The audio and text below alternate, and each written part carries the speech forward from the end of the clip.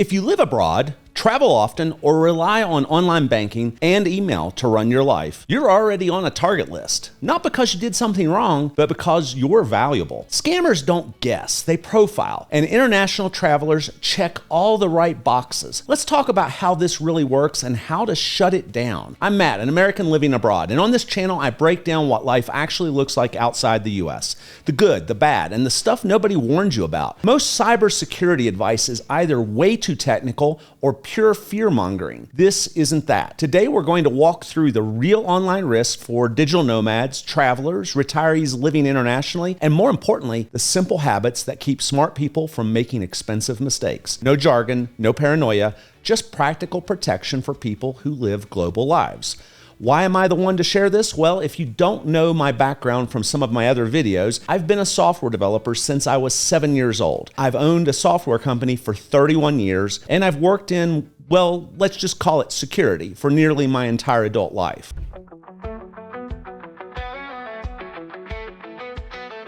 First up, SMS, WhatsApp, and Telegram scams. This is the lowest effort scam category, and that's exactly why it works so well. If you have a phone number, you're a target. Doesn't matter how smart you are, how careful you think you are, or how long you've been online. You've probably seen messages like, your package is delayed, unusual activity detected on your account, your bank needs verification.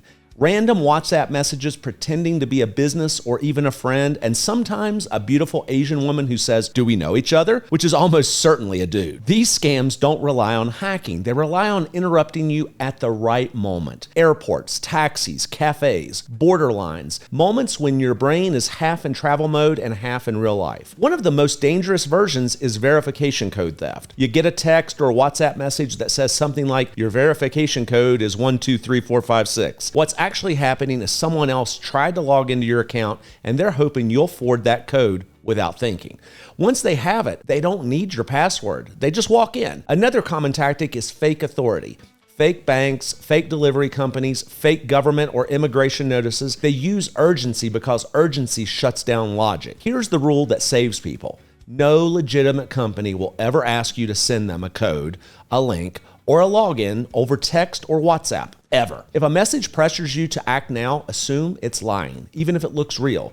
The safest move, ignore it. Open the official app or the official website yourself by typing it in, and check there. Scammers are lazy. They go after whoever makes it easy. Your goal isn't perfection, it's just not to be the easy one. Next up, email. Still the #1 attack vector. Email is still how most people lose money online. Not malware, not hackers and hoodies. Email. That's because email is trusted, familiar, and boring, which makes people lower their guard. Remember the Nigerian prince scam? Yeah, we haven't had that in a while. So I'm guessing with all the money he stole, he's now a king. The most common email scams look like they're from banks, PayPal, Amazon, Apple, crypto exchanges, subscription services. The message is almost always the same. We noticed unusual activity. Your account is temporarily limited.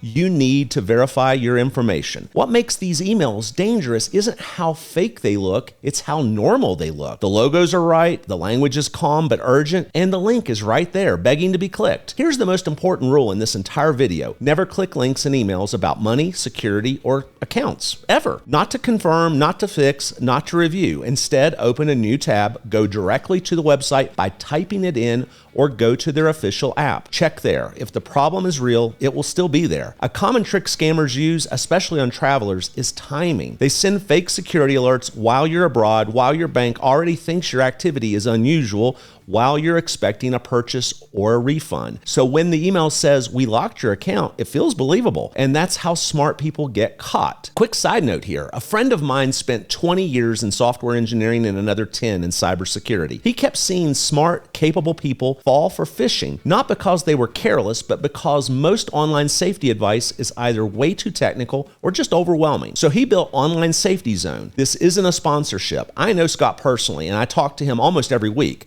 He's got a free guide called 5 Phishing Red Flags Most Travelers Miss, and I asked him if he minded if I shared it with my audience. It's short, practical, and designed specifically for people who move around and live internationally. I'll put the link in the description below, and it is free. Back to the point. If an email creates urgency, fear, or pressure, assume it's lying. Real companies don't rush you through email. Your inbox is the front door to your digital life. Treat it like one. Public Wi-Fi is one of the biggest risks for travelers, not because you're careless, but because you're exposed more often. Airports, cafes, hotels, Airbnb routers. You're connecting constantly, often without thinking twice. Here's what most people don't realize. You're not just choosing a Wi-Fi network, you're trusting whoever created it. One of the most common attacks is called an evil twin or ad hoc network scam.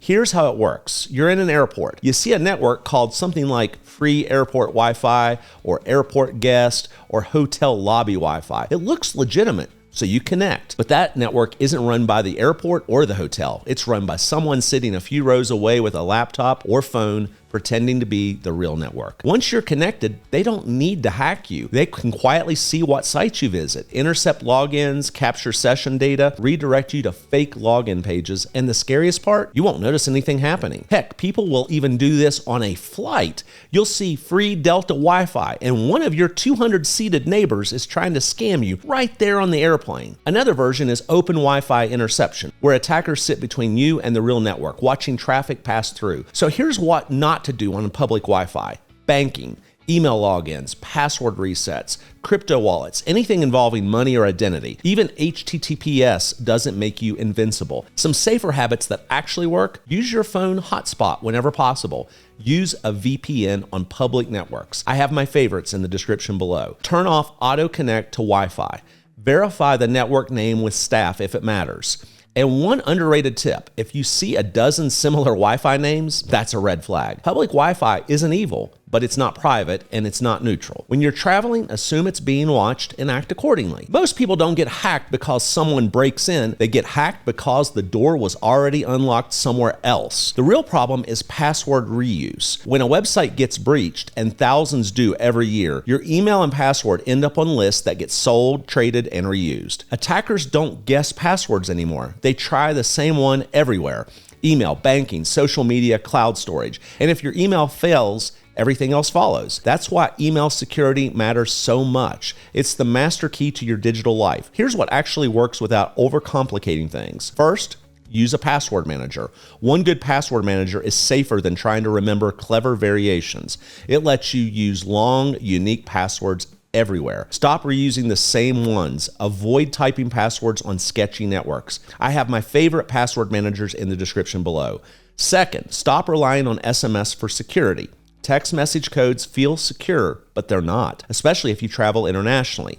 SIM swaps, port out scams, and carrier breaches make SMS one of the weakest options. Use authenticator apps, hardware security keys for high-value accounts, and third, protect your email first. If someone controls your email, they can reset passwords, impersonate you, lock you out of everything else. Your email should have a unique password, app-based authentication, recovery codes stored offline, and finally, accept this mindset. You don't need to be unhackable, just harder to hack than the next person. There's the old saying, if zombies attack, I just need to be able to outrun you. Scammers go for speed and volume. If your setup slows them down, they move on. Strong passwords aren't about being clever. They're about removing temptation. Social media doesn't just show your life, it maps it. And if you travel, live abroad, or move around a lot, that map becomes incredibly useful to the wrong people. Most people think scams start with hacking. A lot of them start with Instagram.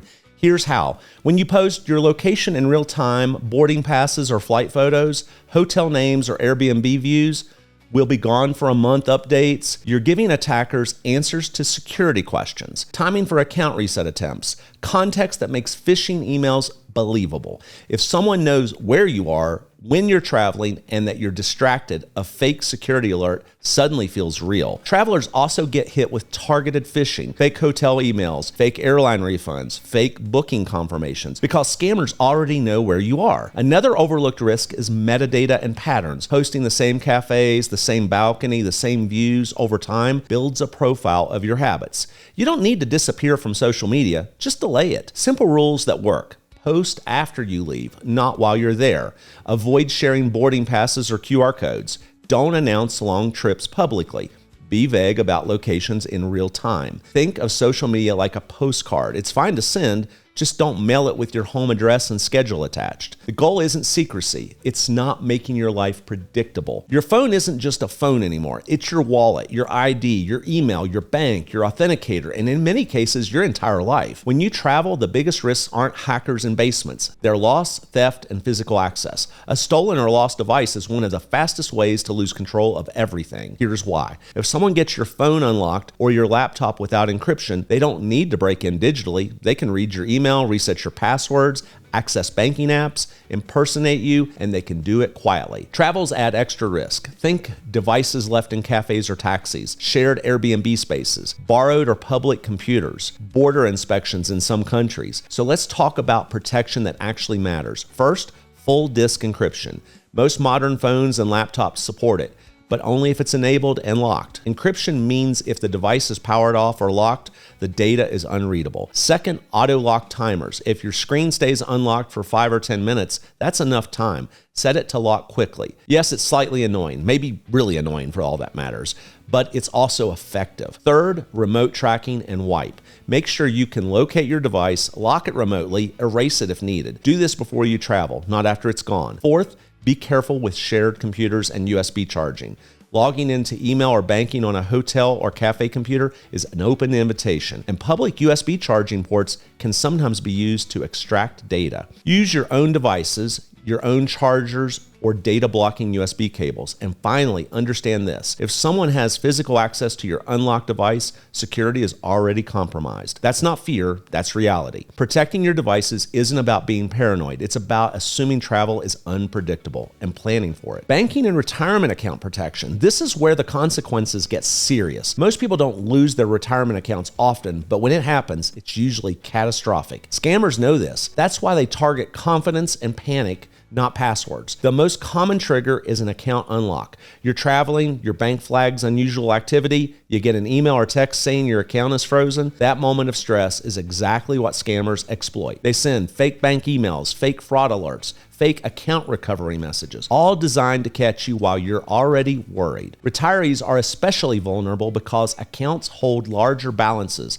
activity is less frequent, and changes stand out more. And scammers don't need to drain everything at once. Small, repeated withdrawals often go unnoticed until it's too late. Here's how to reduce the damage before anything happens. First, separate your money. Never keep everything in one place. Have a daily spending account, a separate savings account, retirement accounts with limited access. That way, no single mistake wipes you out. Second, use transfer limits and alerts.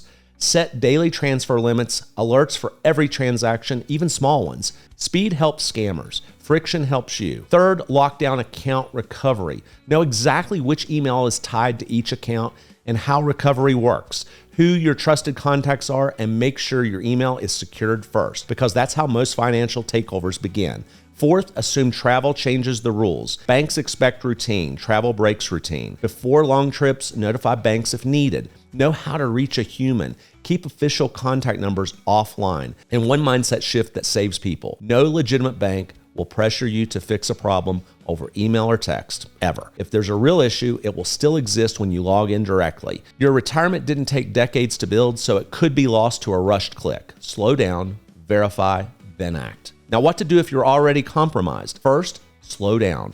Panic is what scammers count on. The faster you move, the more mistakes you make. Being compromised doesn't mean you're careless or stupid. It means someone caught you at the wrong moment. Here's what to do in order. Number one, secure your email first. Your email is the control center for everything else. If someone has access to it, they can reset your passwords, lock you out of accounts, and impersonate you. Change your email password immediately. Enable app-based authentication. Check recovery email addresses and phone numbers. Number two, change passwords everywhere, starting with financial accounts. Use a password manager if you have one. Replace reused passwords with unique ones. Prioritize banking, retirement accounts, payment services, and cloud storage. Assume anything linked to your email is at risk. Number three, lock down financial accounts. Contact banks directly, not through links. Tell them you suspect account compromise. You're traveling or abroad and you want temporary protections. Enable transaction alerts and transfer limits and temporary freezes if needed. Speed helps attackers. Deliberate action helps you. Number four, check devices for access. If a phone or laptop was lost, stolen, or unlocked, Lock it remotely, wipe it if necessary, revoke sessions and app access, change passwords after securing devices, not before. Number 5, watch for follow-up scams. This part surprises people. After a breach, scammers often come back pretending to help with things like fake recovery services, fake support, fake "we noticed suspicious activity" messages. Once you've been targeted, you're marked. Trust official channels only. And number 6, accept this mindset shift. The goal isn't fixing one account, it's regaining control. Take your time, document what happened, walk through accounts methodically. Embarrassment keeps people silent. Silence helps scammers. Acting calmly is how you win. If you take nothing else away from this video, take this. Living internationally isn't dangerous, but it does require a different level of awareness. Most people don't lose money online because they're reckless. They lose it because they're busy traveling or handling life across borders. Slow down. Verify directly, and don't let urgency make decisions for you. And before you go, don't forget to grab Scott's free PDF, 5 Phishing Red Flags Most Travelers Miss. It's short, practical, and written specifically for people who travel or live abroad. The link is in the description. If you want to go deeper into this lifestyle beyond online safety, The Passport is my newsletter and digital magazine covering living abroad, travel, and global strategy. Brokor is our newsletter focused on international real estate and business opportunities. Bogotá Nomads is where we meet in person for dinners and community events here in Bogotá. And World Foundry, an entrepreneur and investment group that meets for cocktails after our Bogotá Nomads dinners. All the links are below. If this video helped you, share it with someone who travels or lives abroad. That one share might save them a very expensive lesson. I'll see you in the next one. Take care.